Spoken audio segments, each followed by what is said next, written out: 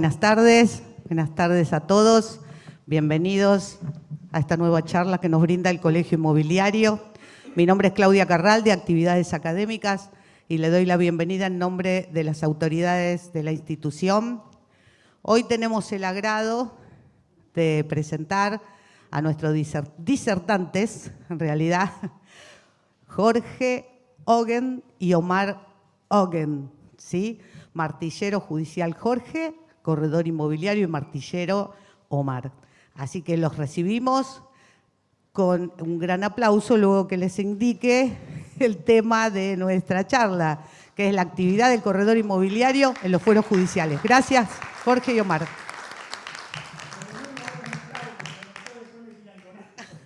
Gracias a todos por asistir y a todos los espectadores de YouTube. Gracias.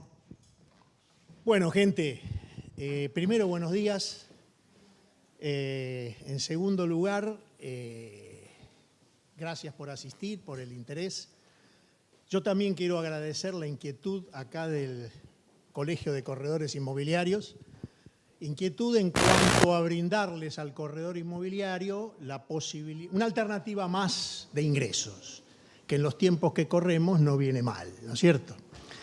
Un poco la idea de esta charla es, o de estas charlas, es más o menos ponerles en claro a ustedes cuáles son las alternativas, cuáles son las posibilidades y cuáles son básicamente la actividad que ustedes como corredores inmobiliarios y matriculados como martillero en la IGJ pueden desarrollar en los fueros judiciales. Bueno, algunos conocerán los fueros judiciales por su profesión o no, otros no. Esa es un poco la idea. La mecánica es la siguiente. Ustedes se anotan como peritos y o como martilleros. ¿Cómo se designan en los fueros judiciales los distintos expedientes para los distintos martilleros? Es por un sorteo electrónico, real. Digo real porque antes no era tan así. Directamente el sorteo lo hace la Corte Suprema de Justicia, la Oficina de Auxiliares de Justicia. Es un sistema encriptado. La mecánica, ¿cómo es? Cuando un tribunal tiene la necesidad de un martillero o de un perito, le pide a la Corte que le sortee uno. La Corte lo sortea de todos los inscriptos y se lo informa al juzgado. A partir de ahí, a ustedes los designan y comienzan a actuar en el expediente. Y aquí empieza el tema. En cuanto a pericias, le pueden tocar pericias de cualquier tipo. Es decir, tasación de un inmueble, tasación de un bien mueble, por distintas razones. Yo voy a tratar de clarificarles cómo se originan las distintas actividades del martillero judicial. En lo que se refiere a pericias, ¿qué es pericias? Básicamente es estimar el valor de un inmueble, que puede ser valor venal y o canon locativo. Puede ser el actual y puede ser retrotraído hace 5, 6 o 7 años, que bueno, hay que reunir los elementos como para poder dar esa información. No lo vamos a ver ahora, esta es una charla meramente informativa y no de detalle procesal, ¿tá?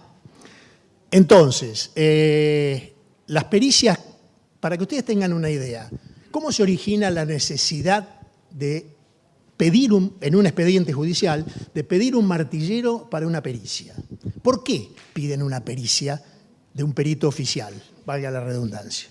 Bueno, muy simple. Si estamos hablando de un expediente judicial es porque no hay acuerdo entre las partes, entre el valor del inmueble o el valor del canon locativo. ¿Por qué no hay acuerdo? Por una razón básica y muy sencilla. El que tiene que pagar quiere que el inmueble valga lo menos posible. ¿Correcto? Y el que tiene que cobrar quiere que el inmueble valga lo más posible, por razones obvias.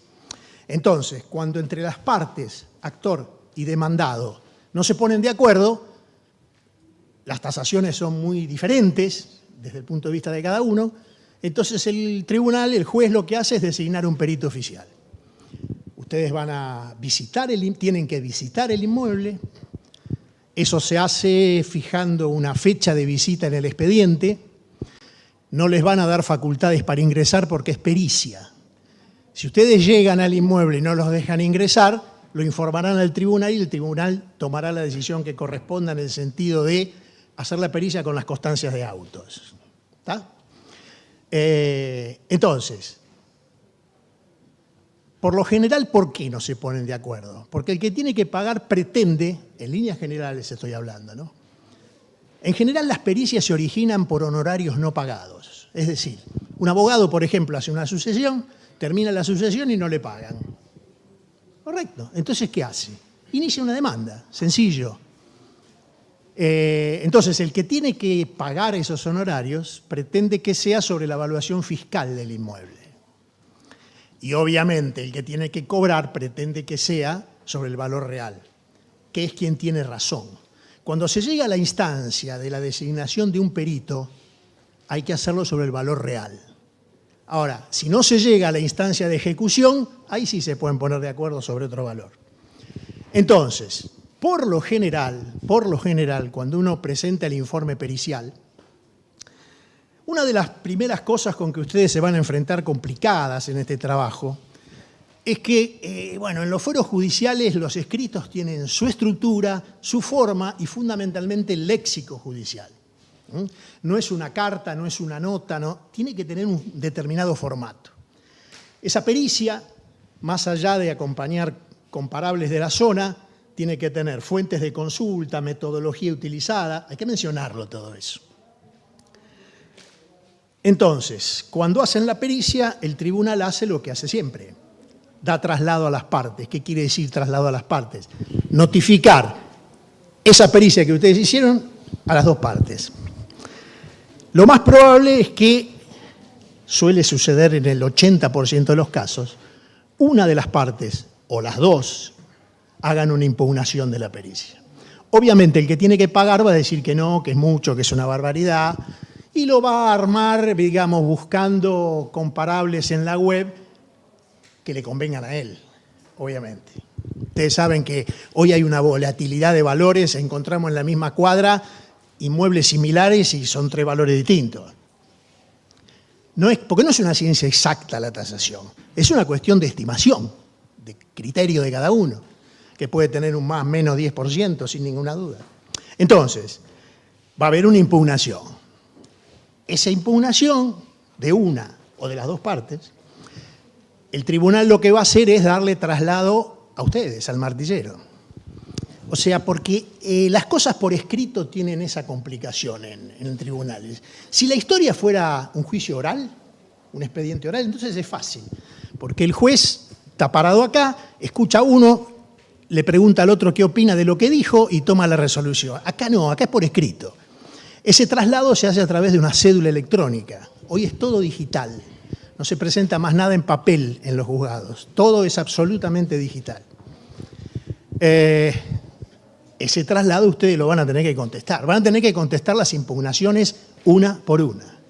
Para contestarlas hay que tener elementos guardados.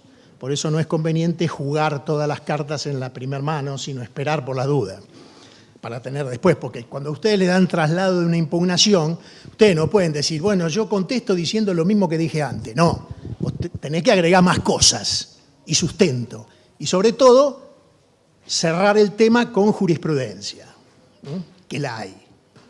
Hay que tenerla, pero la hay. Bien, eso en cuanto a pericias. Por supuesto puede ser apelado, después puede ir a cámara y tendrá su resultado. Por lo general, los jueces resuelven dándole la razón al martillero, pero tiene que estar muy bien argumentado, muy bien sustentado, muy bien respaldado. No es cuestión de decir, recorrí la zona y vale tanto. Hay que demostrarlo. De todo lo que uno presenta en un expediente tiene que dar razones, tiene que dar fundamentos. ¿Eh? No es cuestión de decir por decir, hay que fundamentarlo. Que son las 4 o 5 cosas que el Código Procesal pide para una pericia. Es decir, metodología utilizada, fuentes consultadas y fundamentos. Son las 3 cosas que se piden.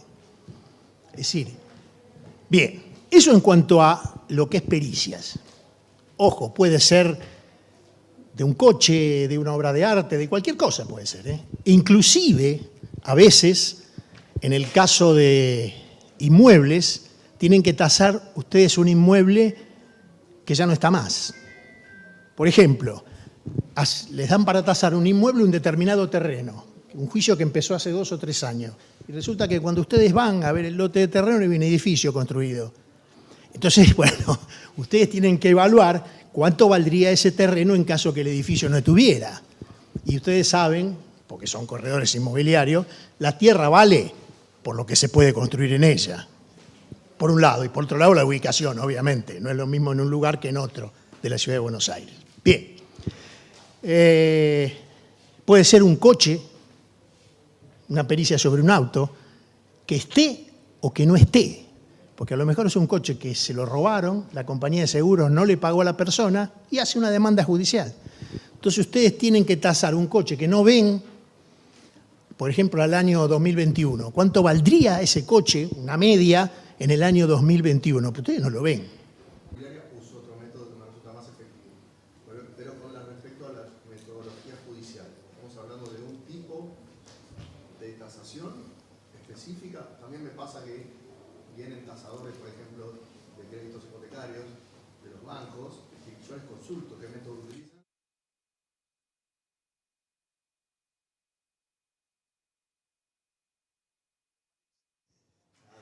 Entonces, Mirá, la metodología para que me guíes ahí. lo importante cuando vos haces la pericia es mencionar cuál es la metodología y cuáles son las fuentes.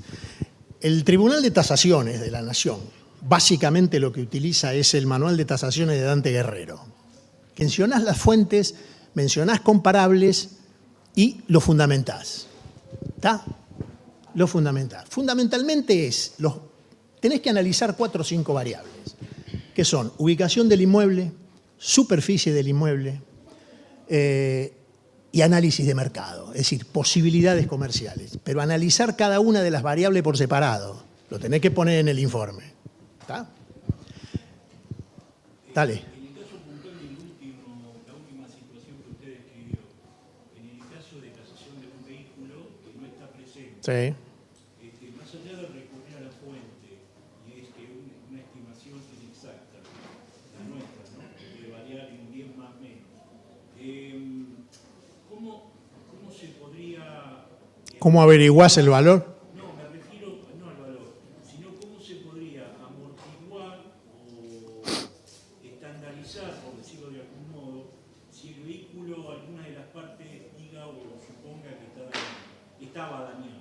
Tiene que estar la constancia en el expediente de eso. Si no, vos lo tomás como un vehículo en estado medio. Es decir, vos buscas valores, después de que tenés que tasar un auto del año, qué sé yo, 2021, 2019. Vos buscás una media. Ahora, si en el expediente hay constancias de que el vehículo le faltaba esto, le faltaba el otro, estaba chocado, esa es otra historia. Ahí harás la depreciación que corresponda. ¿Ah? Pero siempre fundamentado, siempre.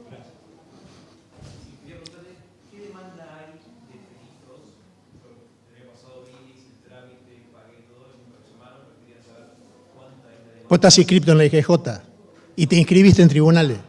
Publicaciones no van a encontrar. Si les piden cuánto es el alquiler hace unos años atrás, no van a encontrar publicaciones al respecto. Con lo cual, hay que armarlo como para por lo menos esbozar una metodología que al tribunal le parezca lógica. No, dale. Sirve para cualquiera, porque las dudas deben ser parecidas. Sí. Sí. Es decir, no son 2 años, es 1. Si no hay impulso y no hay movimiento durante un año, si vos ya hiciste la pericia, obviamente. Y si no la hiciste también, pero te van a regular por la aceptación de cargo nada más. Vos podés pedir que te regulen honorarios si transcurrió más de un año. ¿Cómo? En la ley de aranceles profesionales. ¿Está? Transcurrido, no me acuerdo el número de artículo ahora, pero es la ley 27423, lo vas a encontrar. Sí, allá al fondo. Para un gachito que levantó la mano allá primero, dale. Si no se pelean después, ¿viste? Recién acabas de decir que es el UMA al momento del efectivo pago. Correcto. ¿Qué pasa? A veces depositan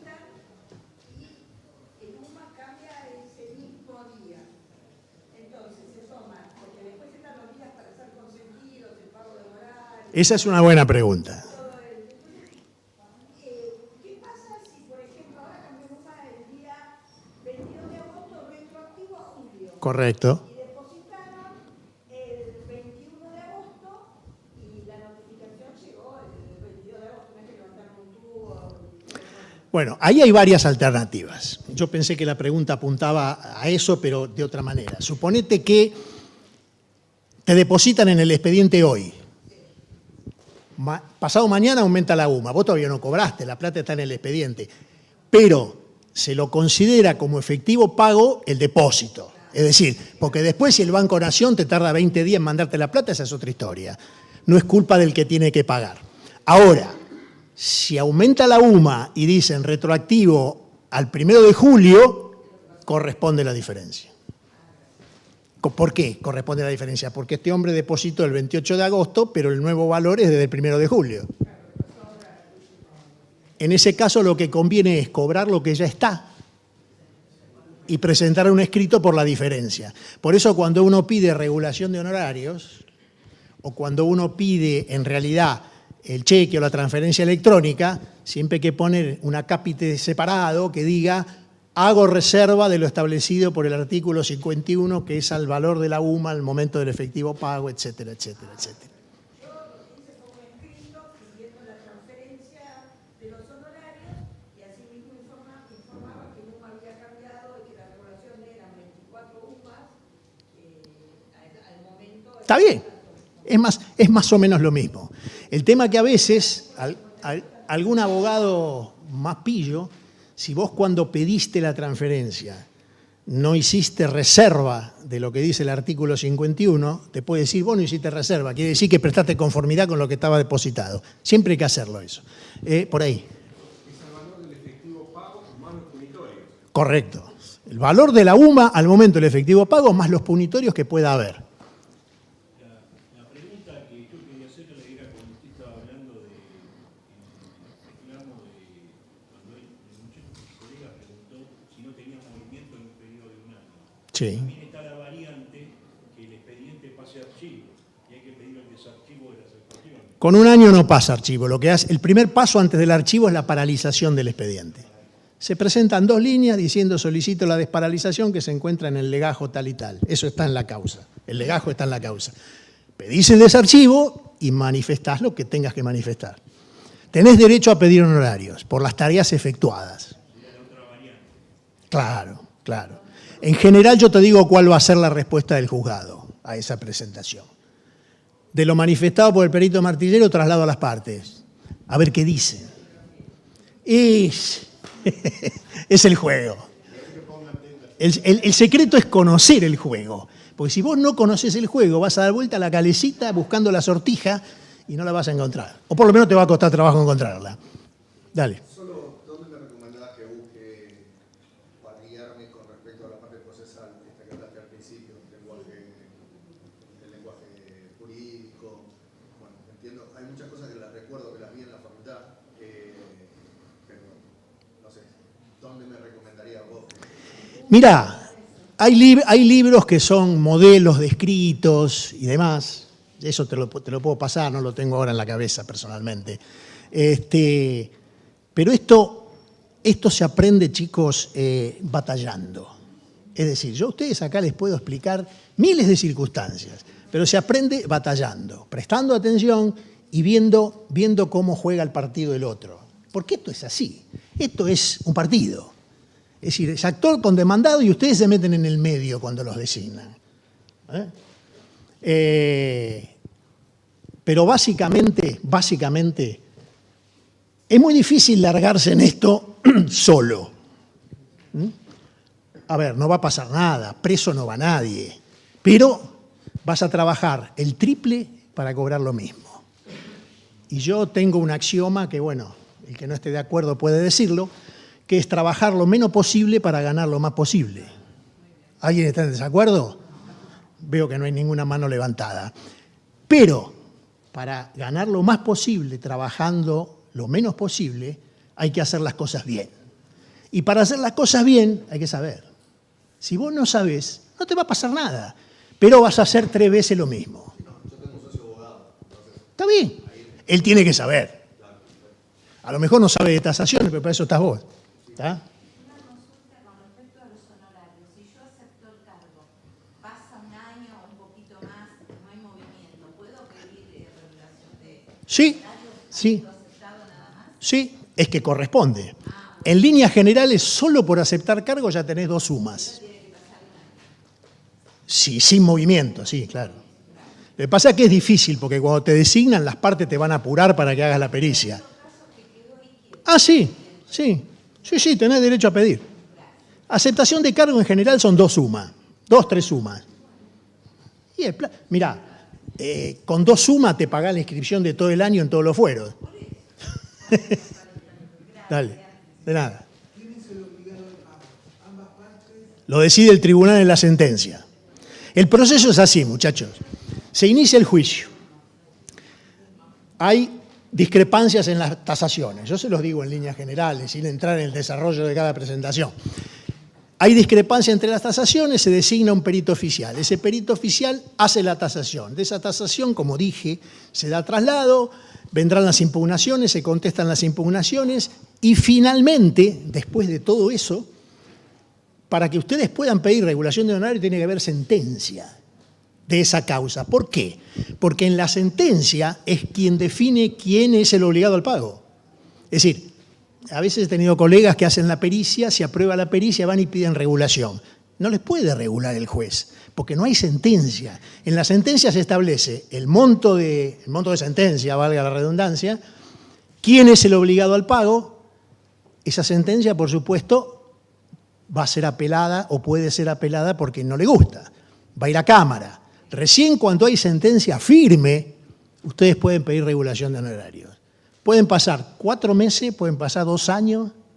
Ese era el problema que había antes. Al no actualizarse los valores, ustedes tasaban un inmueble y en aquel momento eran X pesos. 2 años después, antes de esta nueva ley, les regulaban con el valor original del inmueble, 3 pesos con 50. Hoy no. Por eso se hacen las tasaciones en dólares, aclarando que si lo quieren pasar a pesos, porque siempre lo va a pasar a pesos la regulación del juzgado. El juzgado no te va a regular en dólares, te va a regular en pesos. Pero hay que aclarar que sea el valor del, bueno, ahora es más o menos lo mismo, pero el dólar MEP, que es el paralelo legal. ¿Está? Ya estoy cómodo.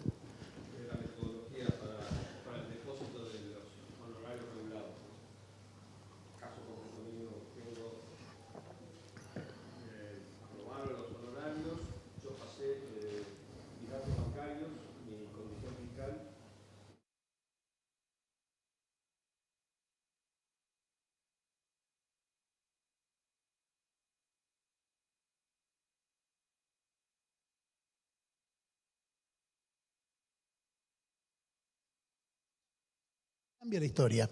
Es decir, vos lo que tenés que hacer ahí, si es que no lo hiciste, cuando pasó el plazo procesal legal, ¿sí?, de la notificación de la regulación de honorarios, tenés que pedir que se intime al pago bajo apercibimiento de ejecución. Al obligado al pago.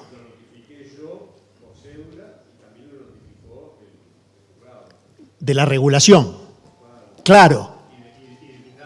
Claro, pero si de esa instancia que vos planteás fue hace 6 meses, vos lo que tenés que pedir ahora es que se intime, porque lo que hicieron fue una notificación de la regulación. Vos lo que tenés que pedir ahora es una intimación al pago. ¿Tá? Te la van a hacer notificar. Entonces, a partir de ahí empiezan a correr intereses. ¿Puedo dejar entonces los datos míos de datos bancarios? Sí, no hay problema. Ahora, si el obligado al pago elige la opción de depositar en el expediente, bueno, puede hacerlo. ¿Eh?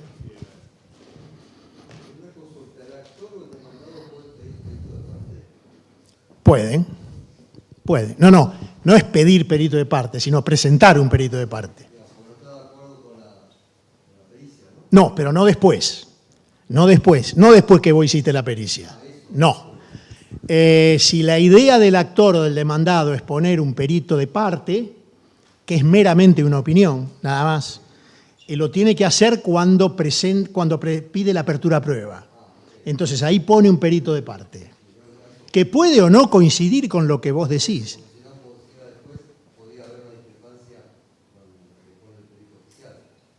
Puede haberla, pero en general el juez se maneja con los valores del perito oficial. ¿Por qué?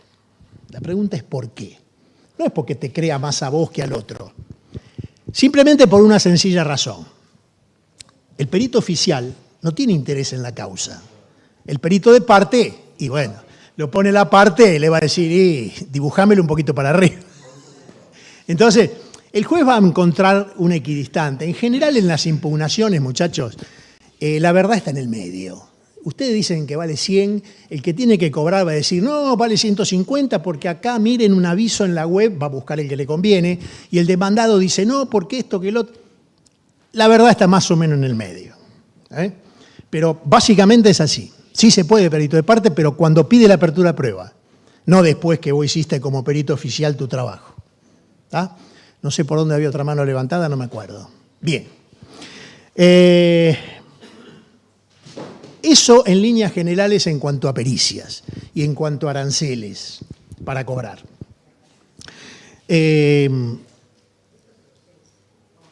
La ley 27.423, si ustedes la leen, varias cosas interesantes. Otra de las cosas interesantes que tiene es los rangos de regulación de honorarios. El juzgado, lo que debería hacer un juzgado, que no siempre lo hace, cuando regula honorarios tiene que establecer cuál es la base regulatoria. Es decir, qué base regulatoria tomó para regular los honorarios de los profesionales intervinientes. No todos lo hacen, pero la ley 27.423 expresa que tiene que hacerlo. ¿Correcto? Entonces, ¿cuál va a ser esa base regulatoria? ¿Puede ser la tasación de ustedes? Puede ser, pero hay alternativas. Por ejemplo, supónganse que el proceso judicial se inicia por un pago de honorarios por haber hecho una sucesión. Ustedes van, tasan el inmueble y el inmueble vale, no sé, $200.000. Entonces vos decís, bueno, la regulación va a ser sobre $200.000. Depende. ¿De qué? Vamos a suponer que el proceso sucesorio en realidad fue por el 50%, el acervo hereditario. Entonces la base regulatoria no va a ser los $200.000, sino 100.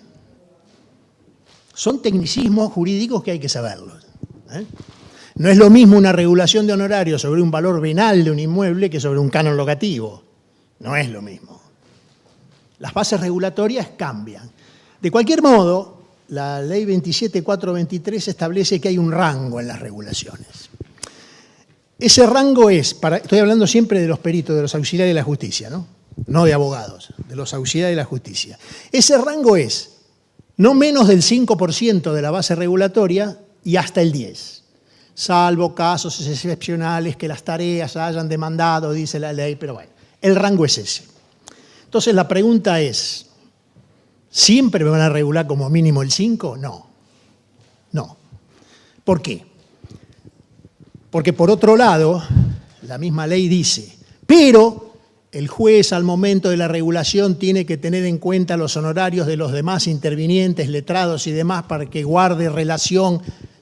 Es decir, si a un abogado le regulan $200.000, un ejemplo, estoy diciendo cualquier número, a vos no te van a regular 150 como auxiliar de la justicia. Por lo general, lo que manejan los jueces es, más o menos, a los auxiliares le regulan más o menos un 20%, entre un 20 y un 25% de lo que le regularon a los letrados intervinientes, en líneas generales. ¿Podés apelar? Sí, podés apelar, irá a Cámara y Cámara finalmente resolverá. Cámara, bueno, es otra historia aparte, ¿no? Hay salas que sabemos cómo funcionan, ¿no? Hay salas que le deben tener odio a los martilleros, porque sistemáticamente te bajan los honorarios y no tienen que explicar por qué, El Tribunal Superior no tiene que explicar por qué. Yo les explico cómo son las reglas del juego. Hay cosas lindas, hay cosas no tan lindas, pero el paquete sirve, Entonces, en base a eso, el juez puede apartarse de ese mínimo del 5%. Y a lo mejor te regula el 1,5%, el 2%. Pero hoy se manejan valores muy altos para todo. Hoy los valores de los inmuebles está alto. Bien. Esto más o menos en líneas generales, todo muy abuelo de pájaro, sobre las pericias, ¿no? Es decir, todo esto que por ahí yo digo en 15 minutos, Son varios escritos y varios cuestionamientos y varias historias. Con respecto a qué otra cosa le puede tocar, algo para subasta. Esa es la otra alternativa que te puede tocar en los fueros judiciales. La subasta de un bien, que puede ser inmueble o puede ser un bien mueble. Al decir un bien mueble me refiero a cualquiera, registrable o no registrable. Coches, aviones, barco. Me ha tocado un barco una vez. No es que yo sepa nada de marina, pero lo que hay que saber, los que son abogados como vos, no se saben el código de memoria. Lo que hay que saber es dónde buscar. Bueno, esto es lo mismo. Con lo cual, los egresados de la UTN, si te toca una nave, un barco para tasar, y te vas al departamento naval de la Universidad Tecnológica, y bueno, vas a buscar asesoramiento. Porque no puedes decir cualquier cosa, no puedes hablar de un tema que desconoces totalmente. ¿Puedes hablar con un amigo como la Adrián Mercado? Sí, por supuesto. Sí, claro. Por eso, buscar las fuentes. Por eso, el Código Procesal exige fundamentación, fuentes y metodología. Vos no podés decir, a criterio del suscripto, este bien vale tanto. Sí, vos tenés que fundamentar, porque eso te lo van a impugnar y te destrozan. Bien, dale.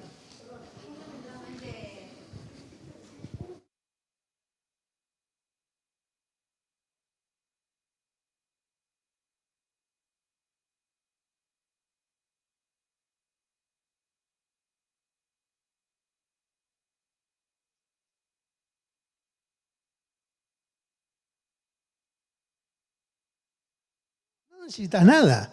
Vos sos responsable y vos harás las consultas y buscarás la ayuda pertinente. O sea, uno cita fuente directamente, o sea, para fundamentar, porque no tengo yo el conocimiento técnico. No, si vos buscas ayuda de una persona, vamos a ver en este caso, a nuestra organización, yo te veo el expediente y te digo, mira, no, acá hay que hacer esto y aquello. Vos no me vas a mencionar a mí, porque vos sos la responsable. Yo te voy a decir qué fuentes se pueden mencionar. ¿Está? Fuentes bibliográficas me refiero. Sí. Si vos hiciste una consulta en el Departamento Naval de la Tecnológica o con alguien, como hizo él, con alguien que esté en el... Sí, eso lo podés mencionar. Sí, claro. Pero, por eso digo, es difícil largarse en esto solo, es difícil. Es decir, hay gente que se dedica como nosotros a hacer toda la parte de procuración y demás. Nosotros somos los mejores, pero hay otros. Bien, allá, dale. Metodología. Además de comparables, cómo puede estar la zona y demás, ¿no? Una preguntita. Sí. En relación a lo que preguntó acá la asistente, si la persona que tiene que hacer, nosotros tenemos que hacer la pericia, además de fundamentar o exponer la fuente, es necesario, por el tipo de pericia que hay que hacer, hacer un estudio con un aparato, con precisión o recurrir a algo externo. No. Tenemos inevitablemente que hacerlo para poder fundamentar la pericia. No. ¿Eso se puede demandar en el anticipo para gastos o regular? Eso es algo que me quedó en el tintero. La pregunta es buena. En lo que es pericias, ojo, a vos te puede tocar la pericia que tenés que tasar un campo en la provincia de San Juan, con lo cual vas a tener que ir hasta allá. Vas a pedir el adelanto de gastos correspondientes. Todo peritaje amerita un pedido de adelanto de gastos. Coherente. Si vos tenés que ir a tasar un departamento en Corrientes Esmeralda, no vas a pedir 50.000 pesos de adelanto, obviamente. Porque, bueno, aunque te vayas en taxi, no te sale esa plata. Ahora, si tenés que viajar, evaluarás, harás un pequeño informe, cuánto vale un pasaje de avión. Nadie te pide que vayas en dirigible, vas en avión. ¿Está? Bien. La otra pregunta era, aparatos externos, ¿qué aparatos externos? Vos vas a analizar superficie, su ubicación, estado del inmueble, fotografías vas a acompañar en la pericia, si es que pudiste entrar. Esos son todos elementos. Es decir, vos le tenés que dar al juez como auxiliar de la justicia los fundamentos de decir, señor juez, acá están todos los elementos por los cuales yo digo que esto vale tanto. Y el juez lo va a analizar. No es un experto como vos. Por eso pide un auxiliar de la justicia, que sos vos. En cuanto a aparatos, cosas externas, ¿Qué más querés ver? Medir los ambientes. Está bien. Pero para eso vas a tener un informe de dominio en el expediente que está a la superficie. Lo que pasa es que, bueno, yo además soy contador y una vez me tocó evaluar un inventario. Como contador. Sí, Esa es otra historia. Esa es otra historia. Ya la tarea del contador ya es otra cosa. Vos tenés que evaluar un inventario o evaluar el resultado de una asamblea de accionistas. Esa es otra cosa. Se puede dar el caso de que tengas que hacer un estudio de suelo, un estudio de materiales, por ahí apuntando un poco a la pregunta de él. En esos casos se justifica. Ahora, ¿cómo se pide? Claro, ¿cómo se pide al juez? Eso, aparte, porque es un poco aparte. me imagino que sale de la tuya. Si vos tenés que buscar ayuda, sí, es como dijo acá el colega, y en general va a salir de la tuya, salvo que uno de los puntos de pericia sea un análisis de suelo y de qué sé yo qué, y que amerite, bueno, pero si es muy profundo ese punto de pericia, además van a determinar un ingeniero o un arquitecto. Cuando se abre un expediente a prueba, se abre en distintas ramas. Informativa, prueba contable, prueba pericial, prueba, en el caso de que haya daños, ahí designan también un arquitecto. El arquitecto lo que hace es evaluar los daños y qué perjuicio le ocasionó a la propiedad. Vos vas a hacer el valor del inmueble y cuánta depreciación le causan los daños que tiene. Hay juicios para todo. Puede haber que esté afectado el inmueble porque ya la posibilidad de derrumbe. Ante eso... No lo vas a tener que hacer vos eso. Eso van a designar a un ingeniero que es otro perito. Tenés que hacer un estudio de materiales para ver cómo están esos. Pero no lo vas a hacer vos. No, yo no voy a hacer el estudio de materiales, lo va a hacer una empresa, el INPI, alguien que se encargue del estudio, pero el costo de ese estudio para poder determinar... Lo vas a plantear en el expediente y lo vas a pedir. No vos como martillero, sino el perito que tenga que hacerlo. Lo pido, pero va por otra cuerda, eso va por... Sí. Que sirven otros peritos para esa Claro, claro. A veces, por ejemplo, te digo un ejemplo común. Hay una demanda de un fulano contra un consorcio porque resulta que por pérdidas de agua, por qué sé yo, le rompió el cielo raso, la pared, el piso, bla, bla, bla, bla, bla. Entonces, a vos como perito martillero, lo que muy probablemente te pidan es ¿cuánto vale ese departamento hoy, así como está? ¿Y cuánto valdría si estuviera en buenas condiciones? Después, la evaluación de los daños puntuales lo va a hacer un arquitecto. O por lo menos el costo de ponerlo en valor. Vos no lo vas a hacer eso. Se lo van a pedir a un arquitecto. O si la cosa es muy grande, será un ingeniero civil. Lo que puedes hacer es que si tenés que evaluar un barco y no sabés evaluar un barco, fuiste a pedirle ayuda de uno y ese te dice, bueno, mi ayuda sale 50 lucas. Esa sale de la tuya. Esa sale de la tuya. Esa sale de la tuya, porque se supone que a vos el título te habilita para tasación de bienes en general. Vos no puedes decir, no, pero yo de barco no sé nada. Sí, podés decirlo, bueno, van a designar a otro. Pero por lo menos es preferible 50 menos a nada. Porque si renuncian no cobran nada, ¿viste? Bien, dale, allá.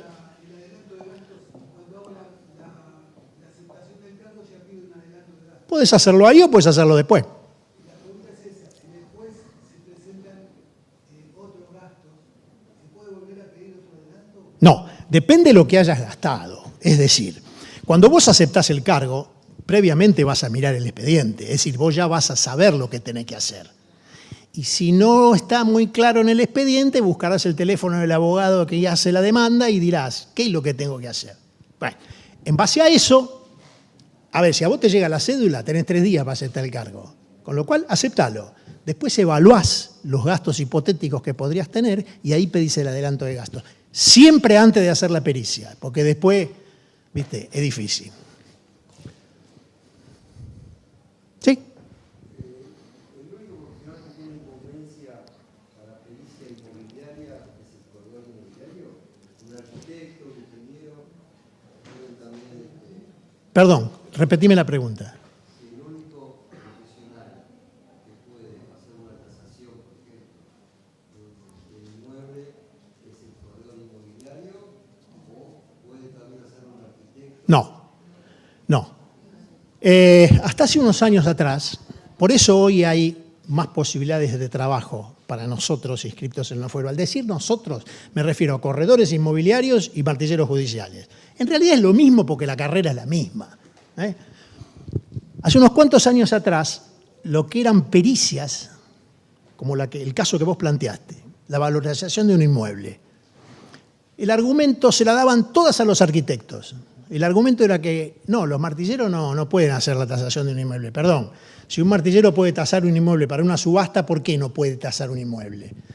Cuando se pone el sorteo electrónico, que yo les comenté al principio, el sorteo de peritos electrónico, la Corte lo cambió. O sea, estimó que los martilleros estaban plenamente, martilleros o corredores, plenamente capacitados para tasar un inmueble. ¿Cómo no lo va a estar? Un inmueble, un valor locativo. Entonces ya no se lo dan más a los arquitectos eso, por suerte. ¿Tienes una idea de cuántos profesionales hay? ¿Cuántos debe haber? 2.000 más o menos. No, lo averiguamos para la próxima. Te lo averiguo, si querés un número más o menos, y ahí, a ver ahí. Pero vuelvo a lo mismo, muchachos. Uno siempre, en cualquier actividad que quiera introducirse, tiene que hacer la ecuación, resolver la ecuación costo-beneficio. Entonces, ¿qué costo tengo y qué beneficio potencial tengo? ¿Cuánto te cuesta un año de inscripción? Porque hay que hacerlo todos los años, septiembre y octubre. Te costará 130.000 pesos, 140. Cualquier cosa que te toque, lo vas a cubrir. Si vos no te anotás, no tenés la posibilidad de nada. Y a lo mejor un día te toca un ventilador y otro día te toca un campo de $300.000. Si no te anotás, no la tenés esa posibilidad. ¿Correcto? Es una tómbola. Puede no tocarte nada en un año y en el año siguiente te tocan 3 cosas. Es decir, acá hay que anotarse y esperar, ¿no? Este no es una profesión de ansiosos, porque la justicia es lenta, tiene sus vueltas, no es para ansiosos. Acá hay que anotarse, hay que hacer el trabajo y esperar. A veces sale rápido, a veces sale rápido, porque a veces ustedes hacen la pericia, se ponen de acuerdo entre actor y demandado, que ya saben que no hay más nada que hacer, bueno, el demandado agarra, lo llama al actor, te pagan y ya está. A vos te regulan el horario y te llaman para pagarte. Y otras veces por ahí tenés que esperar 2 años. ¿O no? Sí, ¿viste? Pero no importa, en algún momento te van a regular. En algún momento te van a regular. Y si, como el caso que me dijiste hoy vos, el demandado es insolvente, no está, se fugó, vos podés, porque vos en realidad trabajaste para las dos partes. Vos podés reclamarle la mitad de tus honorarios a la parte actora, que es la no obligada al pago. Pero el artículo 71, creo que es, del Código Procesal, dice que vos podés reclamar la mitad de tus honorarios a la parte actora en caso que haya una imposibilidad de cobro respecto del obligado al pago. Porque a veces pasa eso, ¿no? A veces pasa, hay una demanda de una determinada persona o empresa contra otra y esa otra ya no existe más. Quebró, no existe más, desapareció. Bueno, vos le cobrás el 50% de los honorarios al actor. Y te lo tiene que pagar. Todo eso está en la ley de aranceles profesionales. Sí. Sí, pero el 50%. Porque vos trabajaste para ambas, no trabajaste para uno solo. Bueno, a ver, todavía no entramos en el tema. Quería consultarte algo con respecto a la base tarifaria que... ¿A qué cosa? A la base con la cual el juez... La base regulatoria. La base regulatoria. Sí. Si esa base la toman por la tasación que se hizo en su momento. Son estos procesos de 2 o 3 años, por ejemplo, como nos pasa ahora, que hace 2 años atrás las propiedades estaban más bajas, empezaron a subir más. Cuando uno ya tiene regulados los honorarios, ¿puede hacer algún reclamo? No. Porque las partes se quedaron dormidas. En ese caso también ellos perdieron. Ahí no. Vos suponete que hiciste tu trabajo hace 2 años, hiciste la pericia, por eso te conviene hacerla en dólares. Bueno, eso también. La haces en dólares y la pasás a pesos en ese momento al dólar MEP. Pero eso te sirve para 2 años después cuando venga la regulación. En nuestro mercado, hace 2 años, Sí, las propiedades estaban más bajas. totalmente de acuerdo. Bueno, eso lo podés manifestar vos. Vos. Que regulan los honorarios. No, después que regulan los honorarios, no. Cuando vos ves que se acerca el momento de la regulación, porque ya está la sentencia firme y demás, podés presentar 2 líneas diciendo que oportunamente el tribunal tenga en cuenta que cuando la suscripta efectuó la tasación del inmueble, por lo que sea. Perdón, pero ¿por qué dólar MEP y no dólar vendedor del Banco de la Nación? Porque yo participé de una y yo presenté banco, el dólar... Porque eso te cubre para todas las alternativas. Hoy es lo mismo. Pero, a ver, tanto el abogado como yo utilicé la misma metodología. ¿Vos me decís que puedo cambiarlo y puedo utilizar dólar MEP? Bueno, no importa lo que opine el abogado, no importa. Vos tenés que emitir tu opinión. Entonces, hoy, por ejemplo, no tenés una diferencia grande, ¿correcto? Pero ha habido muchos momentos en que el dólar MEP estaba, qué sé yo, 1.200 pesos y el oficial 500. Con lo cual, si a vos te establecen una base regulatoria con el dólar oficial, la valorización de tu inmueble la pusieron a la mitad, ¿correcto? Por lo general, desde hace ya un tiempo, todos los tribunales están utilizando el dólar MEP, salvo hace un par de meses que ya hay muchos que usan el dólar oficial porque está igual o más que el dólar MEP. El tema es cuando el tribunal ve que hay una disparidad enorme, entonces usa una variable que sea razonable. Porque si vos tasaste un inmueble en su momento en $100.000, ¿sí? Vos lo tasaste en $100.000. Cuando llega el momento te lo pasan a pesos al dólar oficial. Y si en ese momento hay una gran diferencia entre el dólar oficial y el dólar de verdad, que es el único que hay, tu valorización es la mitad. Vos cuando decís vale $100.000, no decís vale $100.000 el dólar oficial, salvo hoy que más o menos es lo mismo. Por eso no conviene usar como paridad entre dólar y pesos el dólar oficial, con los vaivenes que hay en el país. Hoy está más o menos igual, dentro de un año no sabés. No. Vos emitís el tuyo y le tenés que demostrar al tribunal que es lo más razonable. No simplemente le pido al tribunal que sea el dólar MEP, no. Tenés que justificarlo, tenés que explicarle. Todo lo que vos planteás en un expediente tiene que tener sustento. No, vos no elegís. El que establece es el juzgado. Vos sugerís, manifestás, expresás. No me voy a poner a decir, mire, prefiero el MEP por sobre el oficial. No, esa no es la forma de decirlo. Vos tenés que decirlo. Bueno. No, la argumentación es central. La argumentación es central. Exacto. Exactamente. Exactamente. ¿Sabés cuál es la argumentación? ¿Sabés cuál es la argumentación?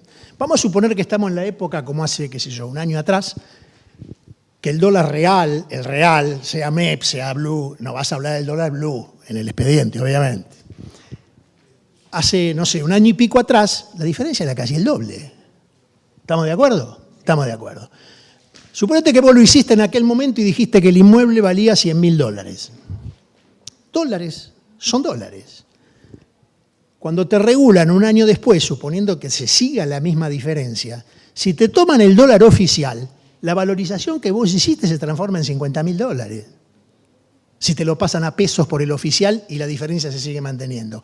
Entonces, lo más razonable que se acerca a la realidad del mercado es el dólar MEP, que es legal. Sí, dólar billete o dólar MEP. No, conviene poner el MEP, porque dólar billete...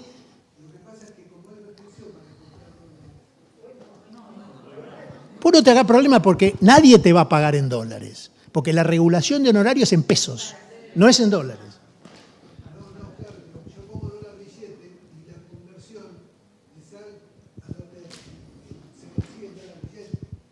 No. Por eso conviene dólar MEP. ¿Qué es el dólar billete? A ver, vos buscás una página de cotizaciones. ¿Dónde encontrás dólar? ¿Cuál es el dólar billete? El dólar blue. Y vos no lo vas a mencionar en un expediente, el dólar blue. Es un dólar ilegal. Sí, el mes se puede comprar. Pero aparte nadie necesita comprar. No es decir, la necesidad de comprar dólares, porque a vos no te van a pagar en dólares. Claro. A vos te van a regular en pesos y el demandado te va a pagar en pesos. Pero si vos no cuestionás que sea en dólar oficial, vas a cobrar la mitad. Es decir, la base regulatoria se transforma en la mitad. No hoy, pero sí cuando estaba esa diferencia. Esa es la argumentación central. Es decir, señor juez, yo lo tasé $100.000 billete, que es como se maneja el mercado en la Argentina. Si hoy tomamos el valor oficial, esa tasación se transforma en $50.000. Con lo cual es perjuicio para el acreedor que tiene que cobrar y es perjuicio para el suscripto que elaboró su tarea frente a parámetros reales de mercado. Palabras más, palabras menos. ¿Está? El que lo publica le cobró derechos de autor, sí.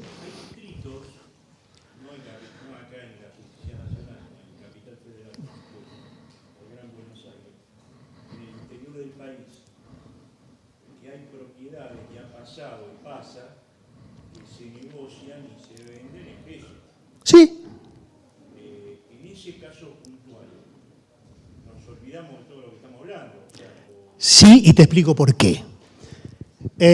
Todo lo que yo le estoy diciendo es para expedientes que tramitan en tribunales con asientos en la ciudad de Buenos Aires.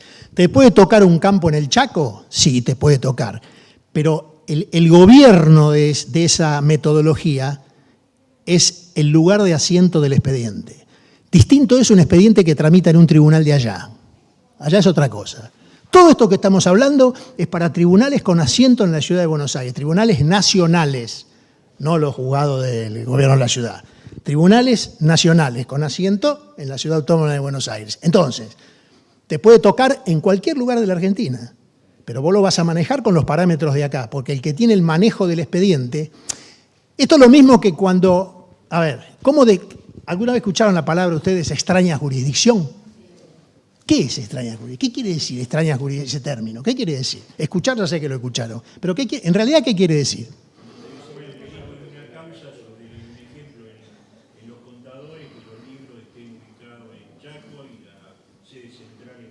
Bueno, sería el caso de un expediente que tramita acá y el inmueble está en Mendoza. Ese es un caso de extraña jurisdicción. Bien. Y si tenemos ese mismo inmueble de Mendoza, tiene un embargo en un tribunal de Mendoza. ¿Es extraña jurisdicción? No. Lo que define la extraña jurisdicción es el asiento del tribunal donde tramita la causa. Entonces, ustedes ven, mismo inmueble, pero dos juzgados diferentes, un caso es extraña jurisdicción, que lo maneja el parámetro de la ley 22.172, y otro caso no es extraña jurisdicción, porque es un tribunal de ese lugar.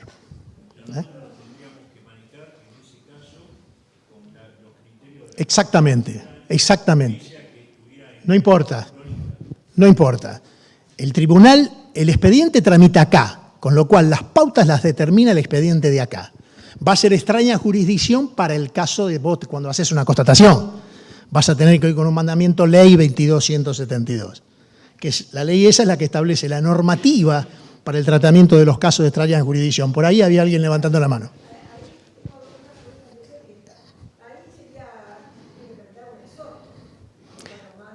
Bueno, ya entramos en temas procesales, sí.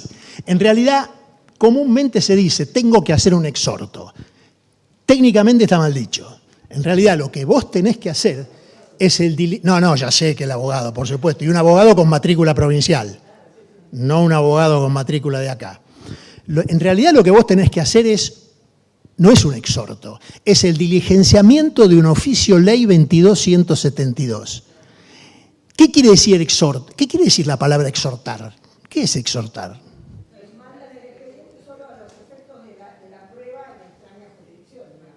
Pero el término exhortar, ¿qué quiere decir? Sí, está bien, pero en realidad, pasado al castellano vulgar. Exacto. Exhortar es solicitar, pedir, requerir. Todo eso es exhortar. Entonces, yo diligencio un oficio ley 22.172 al juzgado de la jurisdicción que corresponda y el contenido de ese oficio es, el tribunal de acá le exhorta a su par de allá que fulano de tal tiene que hacer la diligencia.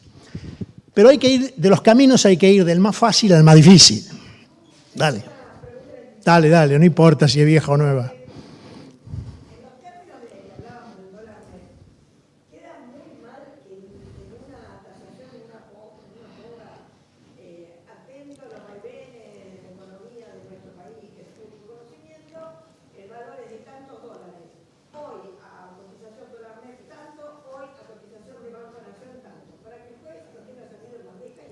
Eso es lo que tenés que poner.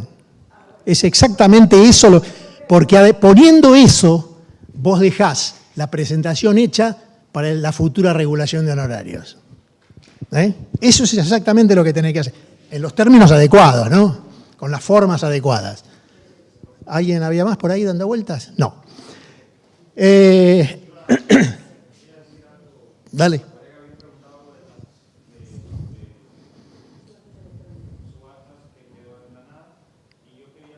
Lo de subastas electrónicas, sí, es verdad, preguntaron por ahí, no lo contesté. Les explico eso y después vamos con la otra que vos tenés. Dale. En el único lugar que por lo menos hasta ahora hay subastas presenciales, que se desarrollan en la Oficina de Subastas Judiciales, Jean Jaurès 545, es en el distrito de acá, de la Ciudad de Buenos Aires. Las provincias, fundamentalmente la provincia de Buenos Aires, se hacen subastas electrónicas. Hace cosa de un mes más o menos salió una acordada de la Corte Suprema de acá, diciendo que a partir de octubre, que ya casi estamos, la Corte Suprema de la provincia de Buenos Aires le facilitó a la Corte Suprema de acá todo el software para la realización de subastas electrónicas. Entonces la Corte sacó una acordada diciendo que a partir de octubre las subastas acá se van a hacer electrónicas. Pero la letra chica no está todavía, con lo cual lo más probable es que sea a partir del año que viene. Eso es lo más probable porque no está la letra chica. En la provincia, las subastas electrónicas, el manejo, el gobierno del proceso de la subasta, lo maneja cada colegio de martilleros. ¿Está? El colegio maneja todo eso. Ahora les cuento en líneas generales cómo es. Acá, como no hay colegio de martilleros, hay colegio de corredores inmobiliarios, pero no de martilleros. Las razones las charlaremos otro día. Hay colegio de corredores inmobiliarios, no de martilleros. Entonces, ¿quién va a manejar el gobierno, el manejo, la estructura del proceso de la subasta judicial electrónica? Lo va a manejar la que hoy es la Oficina de Subastas. Eso está puesto en la Corte, en la acordada de la Corte. Veremos la letra chica. En líneas generales les cuento cómo es. El trabajo de ustedes es más o menos el mismo. Lo que se facilita es el día del remate. Porque el día del remate, en lugar de tener que ir presencial, leer el edicto, las ofertas, los muchachos, los que fastidian, los que no fastidian. En la provincia es igual. La constatación ustedes la tienen que hacer. La estimación de valor la tienen que hacer. El edicto lo van a tener que redactar ustedes. Todo lo tienen que hacer. Ahora, es el colegio de cada distrito, en este caso va a ser la Oficina de Subastas, establece un periodo para hacer ofertas, luego de que estén publicados, previo a la publicación de edictos. Por ejemplo, van a decir, se subasta el inmueble, sí, total, bueno, todo lo que se pone en un edicto.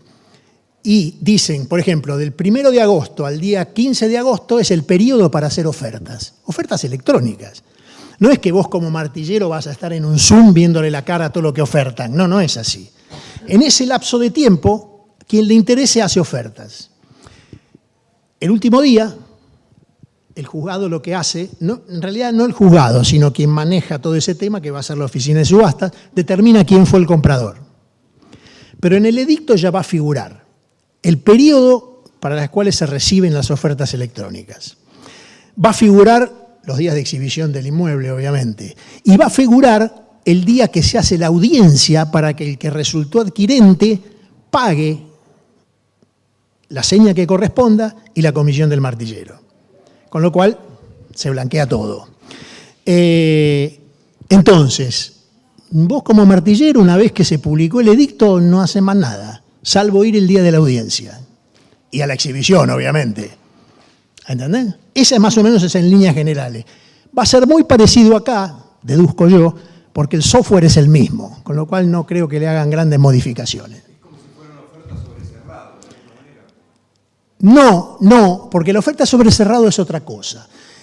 Mañana si tenés una subasta presencial y hay una oferta sobre cerrado, vos como martillero vas a decir, bueno, la base de subasta ustedes saben que son $100.000, pero tenemos una oferta sobre cerrado de 110. Por lo tanto, la base de 110. Y ahí empezás a escuchar ofertas. Lo otro es distinto. Lo otro hay una base. ¿Lo otro es público? ¿Las ofertas son públicas? Por internet se hace todo. Pero. El tema es que sea pública No, no lo van a ver. Por eso, de esos 15 días que se da para hacer ofertas, todos ofertan los últimos 10 minutos, 15. Entonces, ¿qué ocurre? ¿Qué ocurre? Se hace todo por internet, pero hay un registro anual de oferentes. Oferentes. Ese registro se va a renovar una vez al año. Para poder ingresar, anotarse en ese registro, hay que estar blanco. Es decir, tenés que acreditar condición fiscal, número de quit, etcétera, etcétera. Con lo cual, los CNN que van a los remates y, bueno. Creo que las ofertas las visualizás en el sistema, las que van a ir saliendo. Cuando va la suba en esos 15. Claro, pero no sabés de quién es. No sabés de quién es. Vos entrás y ves que ahora la oferta es esta. Por ahí entrás dentro de 3 días, pero les aclaro. Esa es la teoría, pero en la práctica hasta el último día no hay ninguna. Hasta el último día no hay ninguna. ¿Qué cosa? Sí, es igual. Sí, es lo mismo. Es decir, ustedes como martilleros lo que se ahorran es la cuestión presencial el día del remate, que en realidad es lo más lindo, pero bueno. Pero hoy en día sí sigue. Sí. Por supuesto. Es distinto acá. Vos acá subís a la tilde, es el edicto, vendiste, vas a la sala de boleto y te pagan la comisión. Bolsillo y te fuiste a tu casa. Allá es por transferencia. Es decir, el día de la audiencia, cuando la establece el juzgado, va a venir el comprador y va a acreditar que depositó el 30% de seña y la comisión del martillero. Lo va a acreditar con el depósito bancario. Porque para participar en las subastas, para participar, hay que poner una seña del 10% de la base de subasta. No puede participar cualquiera. Hay 2 condiciones. Estar inscrito en ese registro anual de oferentes y haber acreditado el depósito de seña, como un depósito de garantía, del 10%. Después, si no resultaste adquirente, te lo devuelven. ¿Para los presenciales también? No. Para los presenciales, no. Para los presenciales, la base entra cualquiera y empiezan a ofertar. No, está bien. No, ¿cómo manejarse ese ambiente? Bueno. No hay un manual para eso. Si no te conocen, es medio complicado, porque te empiezan a preguntar cosas que no vienen al caso, cosas que ya están resueltas en el... Pero ¿por qué el adquirente tiene que pagar el impuesto de no sé qué? Ya está resuelto en auto. En las subastas presenciales vos como martillero te tenés que imbuir en el criterio de que vos sos el representante del juez en el acto del remate. El remate lo manejo yo. Entonces, si yo voy despacio, y el público, los muchachos ya saben cómo es, ¿no? Martillero, vamos, está apurado, váyase. Los tiempos los manejo yo. No, está bien, perdón. Es una puesta en escena todo es una puesta en escena. Pero no hay depósito de garantía. Salvo que expresamente algún tribunal lo diga y haya que ponerlo en el edicto. Pero en general, no. Va cualquiera, sí. Yo hice una averiguación esta semana en la oficina de peritos de la Corte y en algunos juzgados en relación a porque tenía muchas dudas, que no es el caso, de la metodología de inscripción y de otorgamiento de las causas. Nos dijeron que a partir del año que viene va a haber que hacer un examen, por lo menos de la profesión de contador, y del resto también. ¿Los peritos martilleros también lo van a tener que hacer? ¿Tienen idea? No tengo noticias de eso. Sí, ya están preparando los temas. ¿Será así? Derecho procesal. Bueno. En provincia ya tenés que hacerlo, ya se hace de hace tiempo, de hace mucho tiempo. No, pero eso se hace en provincia para poder anotarte en los fueros judiciales. Si vos ya estás anotado en los fueros judiciales, es muy difícil que te pidan eso, porque cuando te anotás por primera vez, eso es otra cosa. Pero si yo ya estoy anotado, yo el examen ya lo rendí. Tengo mi título. Va a ser para todo el mundo, o sea, aunque esté anotado o no anotado. Yo hace muchos años que trabajo con él y lo voy a tener que hacer igual. Se lo pregunté a la... Da para la discusión, pero bueno. Y sí, Porque si vos ya venís trabajando en los fueros judiciales hace 10 años, quiere decir, sin ningún problema, sin ninguna sanción, tenés la idoneidad suficiente como para no volver a dar un examen. Es decir, técnicamente es así, es un derecho adquirido.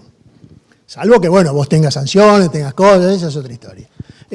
Vos te quedaba allá, te quedaba una segunda.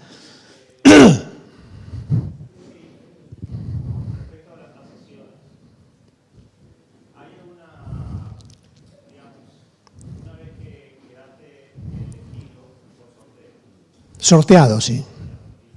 Van a ver una palabrita en las cédulas que le llegan, que es desinsaculado. ¿Saben lo que quiere decir desinsaculado? ¿Qué quiere decir la palabra desinsacular?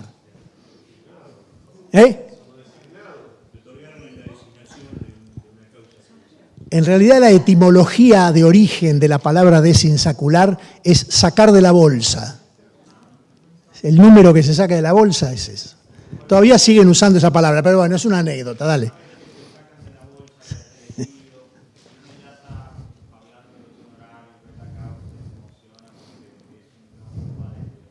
Sí, no es tan así, pero bueno, porque hay un montón de bemoles en el medio. Eso sí, eso lo tenés que hacer, pero no hagas cuenta de lo que vas a ganar porque eso no lo sabés. Es más, ni siquiera sabés si vas a rematar, pero dale. Eso lo charlamos la próxima charla. Lo que fuese, sí.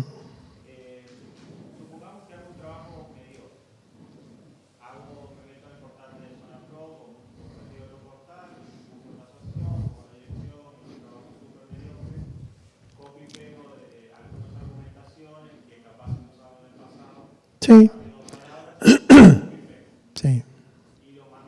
Sí.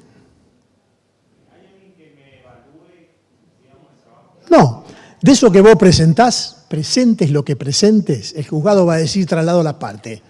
Entonces le van a dar traslado al demandado y al actor. Si al actor le conviene el número que vos pusiste, no va a decir nada. Y si al demandado no le conviene el número que vos pusiste, te va a destrozar. Pero de ese destrozo que él pueda presentar, te van a dar traslado a vos, para que argumentes, digamos, lo que tengas que argumentar. Por eso hay que tener concepto y hay que tener fundamentos. En el primer informe que vos presentás no podés jugar todas las cartas, esto es como un partido de póker, no podés jugar todas las cartas juntas.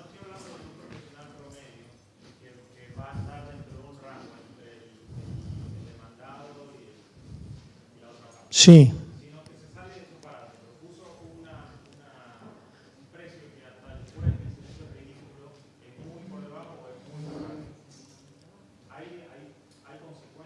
No, ninguna. Al juez le va a parecer disparatado, con lo cual va a establecer como base regulatoria lo que al tribunal le parece razonable. No, a vos no te van a hacer nada. No, en absoluto. No, porque no hay dolo. No hay dolo. Salvo que, bueno, un departamento de $100.000, vos decís vale 15. O sea, a ver, te pusiste de acuerdo con alguien. Pero dentro de lo razonable, no existe el dolo. Existe una opinión, que también la tiene el tribunal. El tribunal lo que hace es evaluar. ¿Qué dice el actor? ¿Qué dice el demandado? ¿Qué dice el perito designado? ¿Cómo lo dice? ¿Cómo lo fundamenta? ¿De qué forma lo hizo? Y después toma la resolución. ¿Incentivo para hacer un buen trabajo? Sí. El incentivo, ¿sabés cuál es? Que te den la razón a lo que vos decís y después te van a regular en base a eso. O sea, no es que los juzgados no miran nada. Miran. Sí, bueno, pero si te impugnan, después tenés que poder respaldarlo eso. Sí, claro que te conviene un precio alto, pero si el departamento vale 80 y vos pones 130, pues sí, no, le meto 130 total, después me van a... No, porque el otro te va a demostrar plenamente y vos no vas a poder demostrar lo contrario, que no vale 130. Es decir, vos no podés decir en un expediente lo que no podés demostrar, con un rango más o menos 10%. Pero vos no podés decir lo que no podés demostrar. Todo tiene que estar fundamentado. Vos cuando fundamentaste lo que entiendo que decís que guardás bajo la manga son cuestiones intrínsecas, cosas que no planteas. Claro. Claro. Vos, por ejemplo, hacés tu evaluación en la computadora, buscaste comparables, Guardate los comparables duros. Suponete que encontrás un comparable en el mismo edificio del que tenés que tasar. Pasa, ¿eh? Nos ha pasado muchas veces a nosotros. Ese yo me lo guardo. No lo pongo en la pericia inicial. ¿Tenés precio de cierre? ¿Eh? Si tenés algún precio de cierre. No importa el precio de cierre, son las publicaciones. Pero si vos tenés uno en el mismo edificio, nadie te puede decir es alto o es bajo porque está dentro del entorno. Cuando te impugnan, entonces ahí pones toda la batería que te guardaste. ¿Entendés? Es como en el póker. Bueno, no. Trata que es un juego así, sí.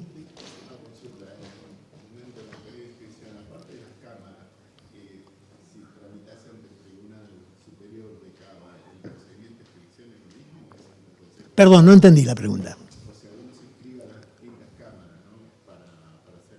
Se hace todo online ahora. Claro, pero para el Tribunal Superior de Cava funciona igual, digamos, si tramitas un expediente bajo la jurisdicción del Tribunal de... Porque había leído por ahí que se tenía que inscribir en el Consejo de la Magistratura. No. Vos te inscribís online en la Cámara. Si te vas a anotar en todos los fueros, tenés que arrancar por la Cámara Comercial. La Cámara Comercial tiene algunos requisitos.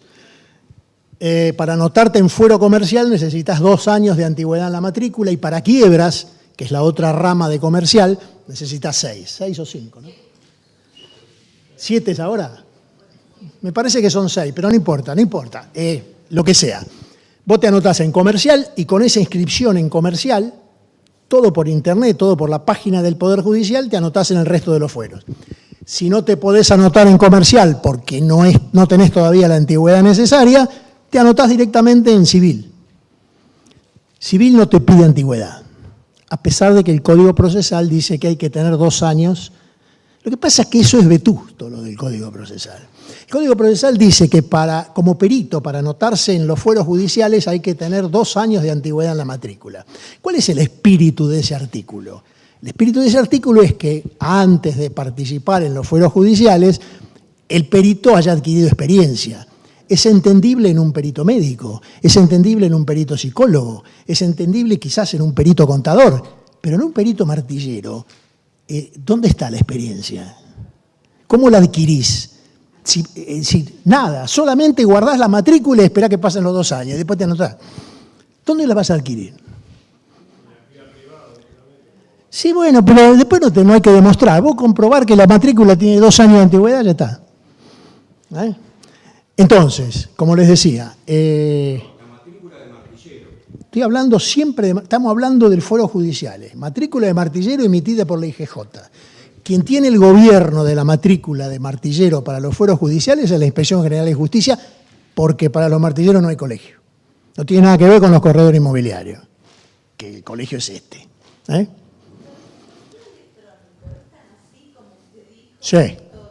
Sí, a veces algún dedito se escapa, a veces, pero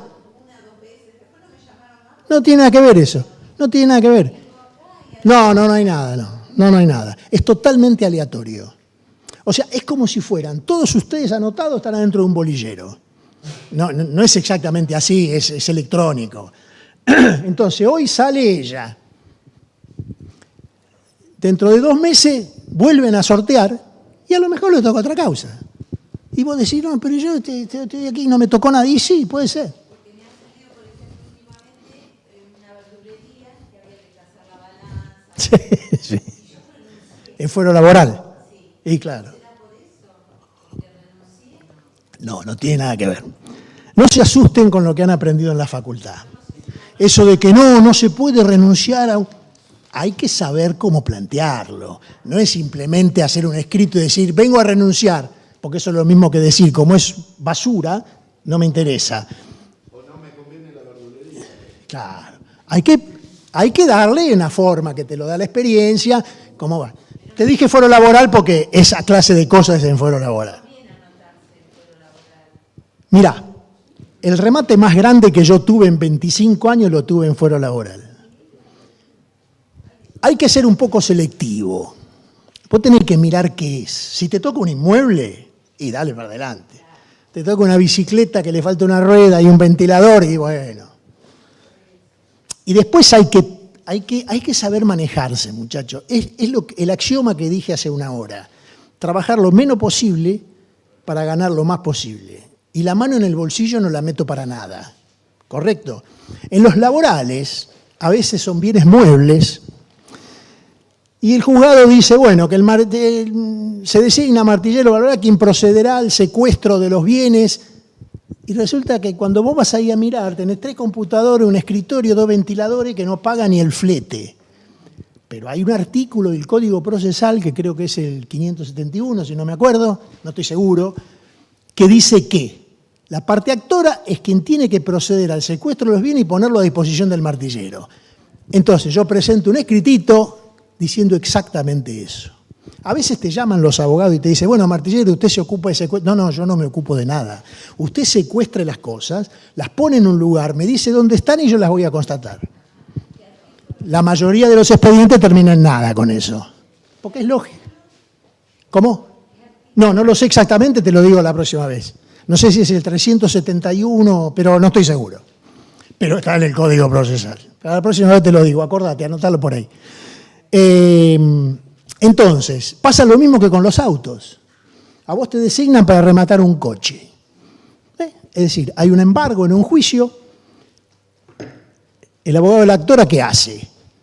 Acredita que ese coche está en tal registro del automotor, traba el embargo en el registro del automotor y pide la designación del martillero. Y el juzgado designa un martillero. Todo está muy lindo. Pero la pregunta es, ¿el coche dónde está? El coche no es una casa, tiene ruedas, se mueve. ¿Dónde está? Entonces, ¿está prohibido que el martillero se ocupe de secuestrar el auto? No, pero no está obligado. Con lo cual, hay que presentar un escrito, de los cuales hay modelos, yo tengo el modelo, en donde lo que tiene que hacer la parte actora, si desconoce el paradero del automotor, es oficiar a Gendarmería, Policía Federal, Policía de Provincia y pedir el secuestro del coche. A veces los abogados dicen, no, el coche se encuentra en el domicilio del demandado, calle Cuchacucha, 1513. Si el demandado sigue el expediente, ¿vos te pensás que va a estar en la puerta de la casa esperando que vos vayas a secuestrar el auto y decirle tome la llave? Lo va a esconder. Ahora, de una vez que vos en el expediente te haces cargo del secuestro, olvídate, después te van a empezar a intimar a vos qué pasa con el secuestro del auto. Con lo cual, yo no estoy pidiendo nada que no esté en el código. Que la actora lo busque, lo secuestre y me diga dónde está. El depositario es quien hace el secuestro. En este caso, la parte actora. O sea, la parte actora lo secuestra, lo lleva a un garaje, suponete, o a un garaje en su casa, donde sea, y va a denunciar eso en el expediente. Él es el depositario judicial. Entonces, te van a notificar a vos, vos vas, constatás el automotor, lo valorizás, sugerís una base y avanzarás con el remate. A veces lo secuestra la policía. La policía manda un oficio al juzgado diciendo que está en el depósito judicial de tal lado, no tan lejos como el tuyo, que nunca apareció. Bueno, eso es otra cosa. Y bueno, vos vas a pedir un mandamiento para ir a constituirte en ese destacamento policial y vas a constatar el auto. Todo un tema también cuando lo tiene la policía, ¿no? Según el depósito que te toca, según el que te atiende, pero bueno. Es decir, no es fácil todo esto, pero sí es de realización posible. Y conviene porque vuelvo a lo que dije antes, la ecuación costo-beneficio, muchachos. ¿Cuánto te cuesta? 130.000 pesos un año. ¿Cuántos son? 10.000 pesos por mes. Ni una pizza compras. ¿Cómo? Como mínimo, en un año judicial, la persona que se dedica exclusivamente a esta actividad, a esta profesión. Pero no importa si vos te dedicás exclusivamente a esto o a otra cosa. Pero me refiero, en promedio, ¿cuántas causas pueden caer en la justicia? No existe un número. No existe un número. Puede ser ninguna, pueden ser 3, 4. No existe un número. No lo hay. Es decir, pero ya no importa si vos te dedicás exclusivamente a esto o no. Vos tenés una inmobiliaria, bueno, no sé el caso tuyo que sos contador, vos tenés una inmobiliaria y vos te podés anotar en los fueros judiciales. Es decir, el tribunal no sabe si vos tenés otra cosa y demás. Tenés que cumplir con las pautas procesales que exige la profesión. Porque en la justicia nacional hay un número de provincias más intenso para los contadores. Para No, acá no. Acá no hay un número mínimo.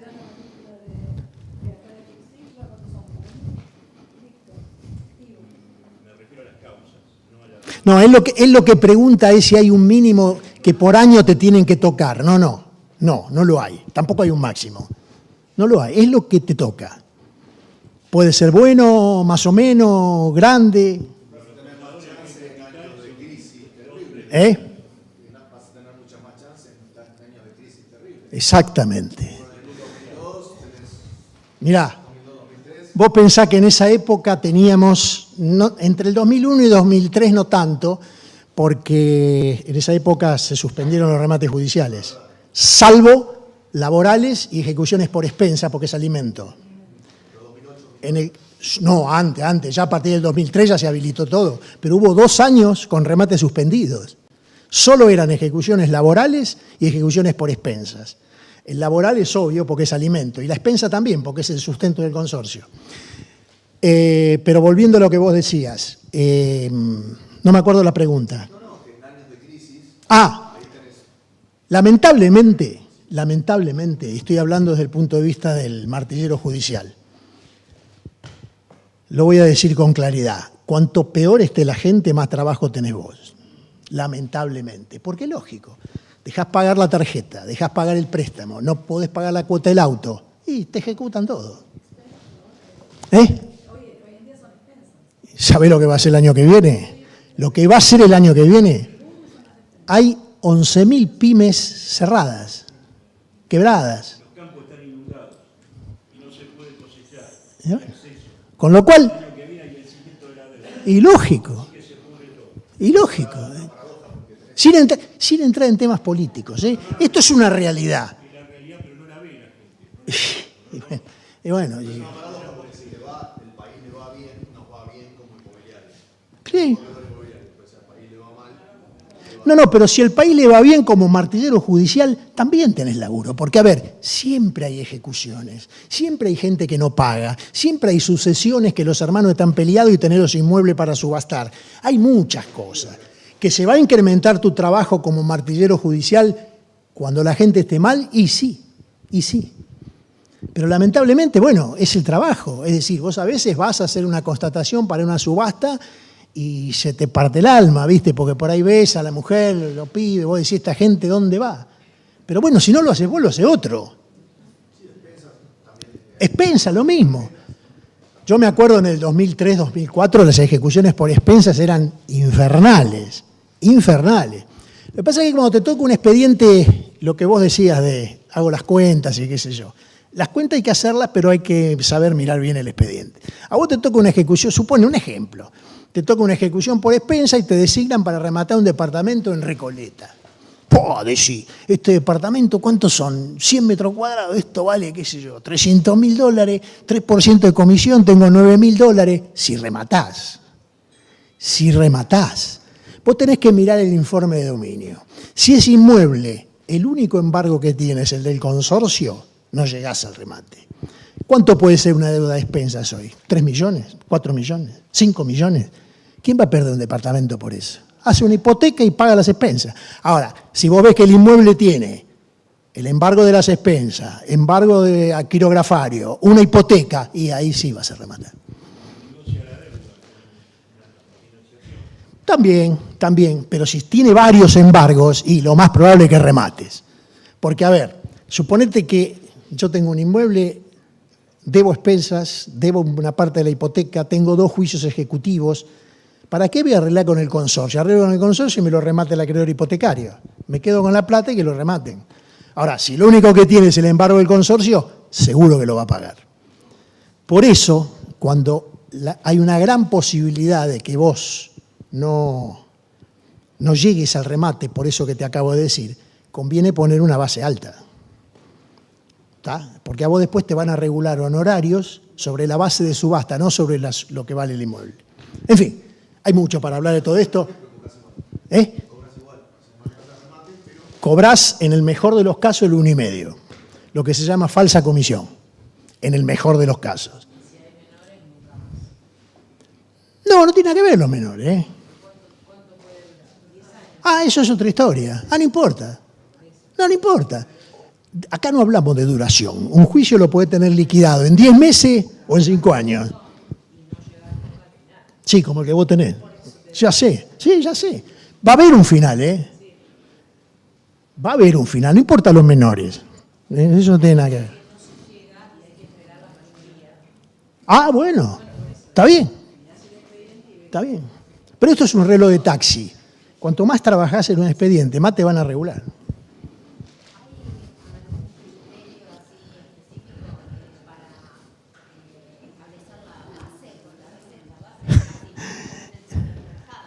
Y no vas a vender entonces.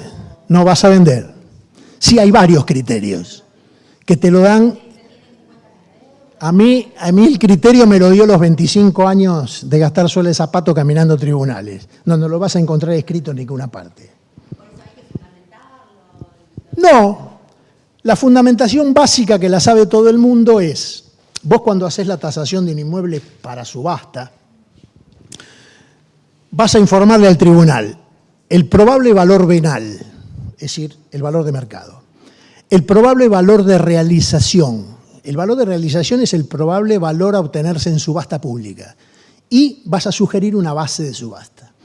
Por lo general, una media, la base de subasta la vas a poner en las 2/3 partes del valor venal y un poquitito más. Pero depende de las condiciones del expediente. Si, como dije antes, vos ves que casi seguro va a ir a remate, no pongas una base muy alta porque no vas a vender. No es igual. La base de... A ver, el que compra en una subasta depende de muchas cosas. Una cosa es que el departamento esté desocupado, otra cosa es que esté ocupado. Hay que sacar los que están adentro. No es un juicio de desalojo, pero tiene sus bemoles. El que compra en una subasta, para el perfeccionamiento de la venta, tiene que poner un abogado. Tiene un costo. Por eso es lógico que te lo paguen menos de lo que valdría en el mercado. El criterio es más o menos ese.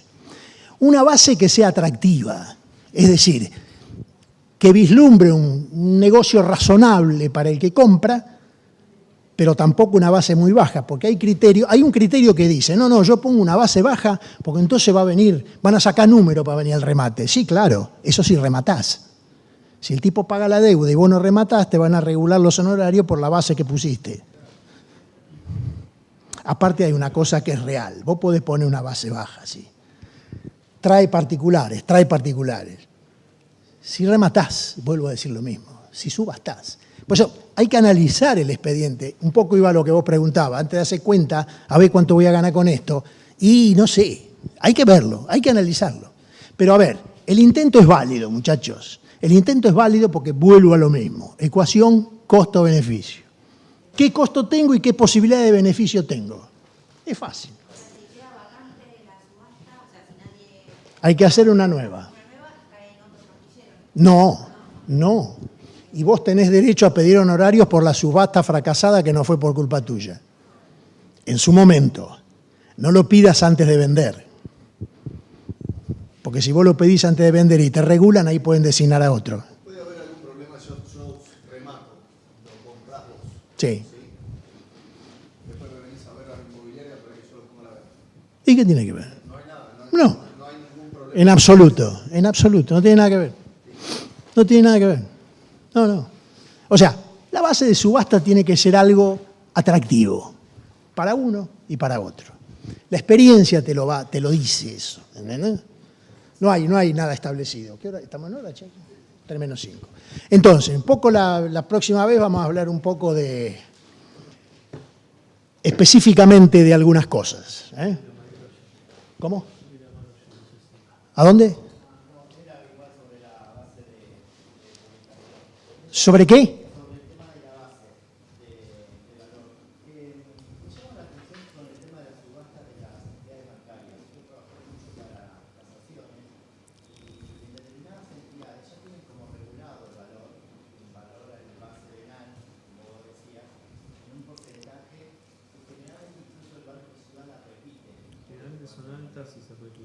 En general, lo que pasa es que arrancan ese tipo de subastas.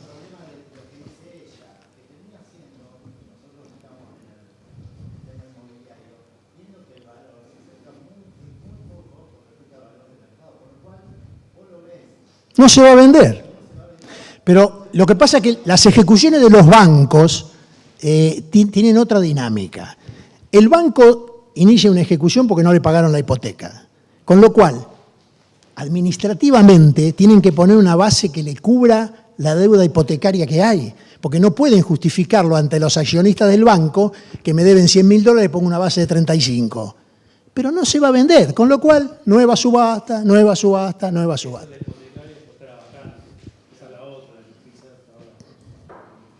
Claro, cuando hay una propiedad vacante, una herencia vacante, ahí interviene. Hasta que se vende finalmente, pero pasan publicidades, un año, 2 años. Eso es como las ejecuciones prendarias en los autos. Te arrancan con la deuda, pero te dice, si no se vende a la media hora con la reducción de tanto, o la ley 24441, las ejecuciones hipotecarias especiales. Eso vamos por ahí a charlar un poco la próxima vez. Es otra historia, las ejecuciones de la 24441. Entonces, gente, tienen una semana para anotar dudas, para preguntas, etc. Y a lo mejor con suerte las puedo contestar, y si no, les diré dónde buscar. Chicos, gracias por su atención. Gracias, Omar. Bueno, les decimos a todos que bueno, los esperamos el próximo martes. Sin lluvia. Horario, sin lluvia. Perfecto, gracias por venir. Y además les comentamos que hay una mesa, pro, a la salida. Comentado de un autor, Dante Guerrero, manual de tasaciones de Dante Guerrero. Editorial del cine. Chicos, así que están ahí. Muchas gracias. Suerte, que ande bien. Muchas gracias.